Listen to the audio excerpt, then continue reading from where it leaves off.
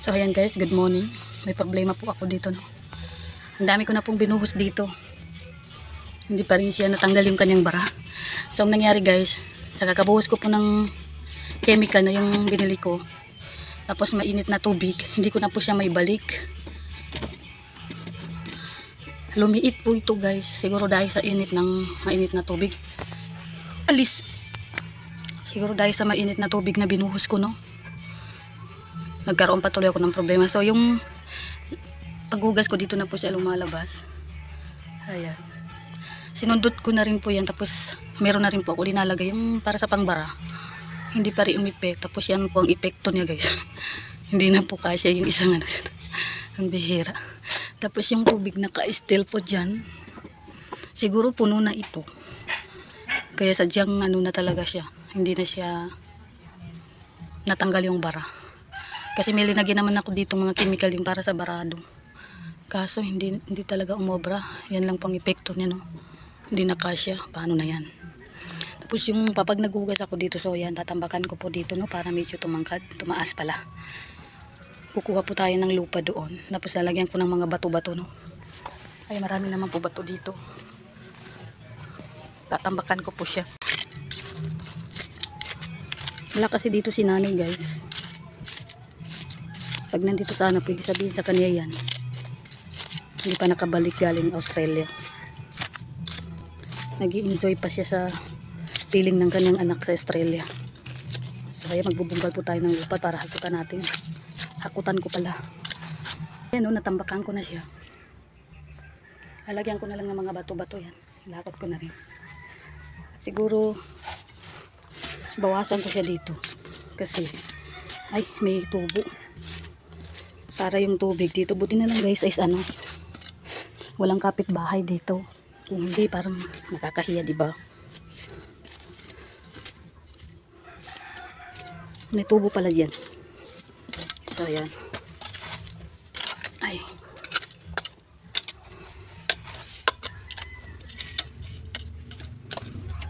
sabihin ko na lang kay nanay pagdating mo, pagbalik ng Pilipinas, para yung tubig dito pumunta, lumabas.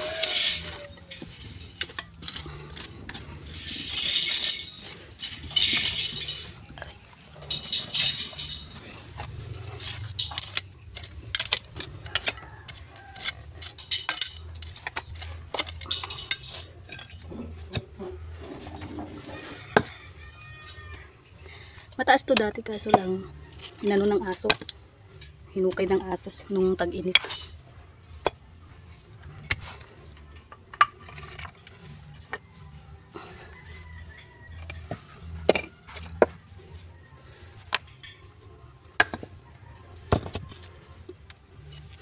Aray ko, ang likod ko, aray ko, untog pa.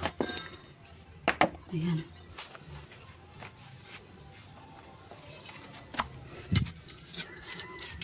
Para yung tubig dito siya dadaan. Yan, may tubo dito ay.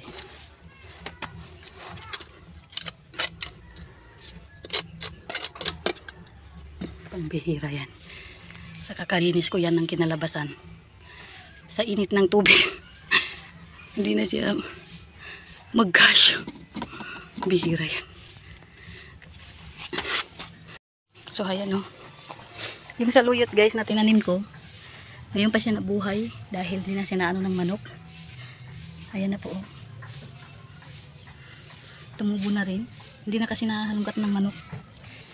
Tapos dito, may saluyot po ako, okra po. Ano? Ayan o, isang matangkad na okra. May dalawa po dito. Pero itong mga bata, binunot.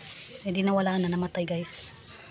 Kung hindi manok ang problema ng aking mga tanim, yung mga bata.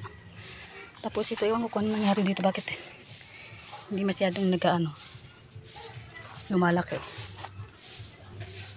Hindi pala dumadami. Ayan, may ano dito, yung sili, tinanim ko rin yan. Bunot-bunot ko to kasi nga para hindi siya masukal masyado.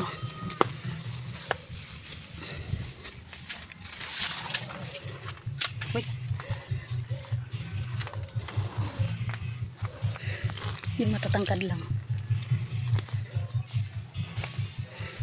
Rambutan yata ito oh.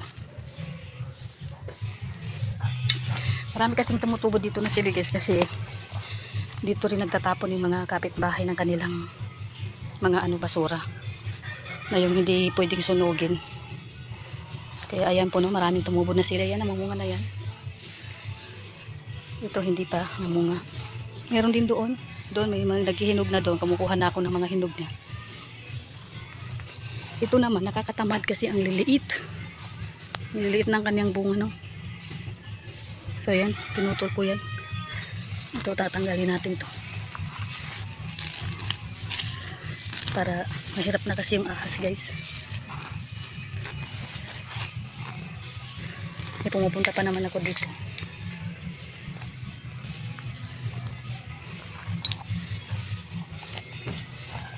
Yung okra ko binunot ng mga bata. May hinahanap kasi sila dito. Naghahanap daw sila ng spider. Yung gagamba. Tapos pati yung okra ko binunot nila. Buti yung malaki is hindi nila binunot. Ayan. Kaya na po ang aking ginawa. Tinambakan. Pinataas ko lang po no.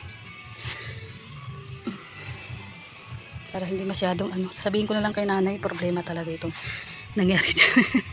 Hindi ako magkamove on. Tapos yung malunggay dito pinutol ko. Nagkaano na siya. Yan ang rambutan guys. Kaso hindi masarap tong rambutan na to.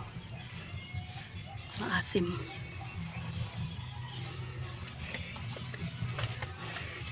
Pero napagtsatsagaan din. Madali kasing kunin kasi mababaw. Tapos ito. Oh, pahinog na rin to. Oh, malapit na. So ayan. Magwalis naman ako ngayon. Magpapatubo pa ako ulit ng guys, ng kamatis. Kasi yung kamatis ko din, inano din. Yung manok. Pambihira to. Yung tipong tanim ako ng tanim pero sinisira ng manok at saka tao. Pasaway mga bata ay. Ayan, ito yung sili na iba no. Ayan, may hinog na naman. May pahinog na naman siya.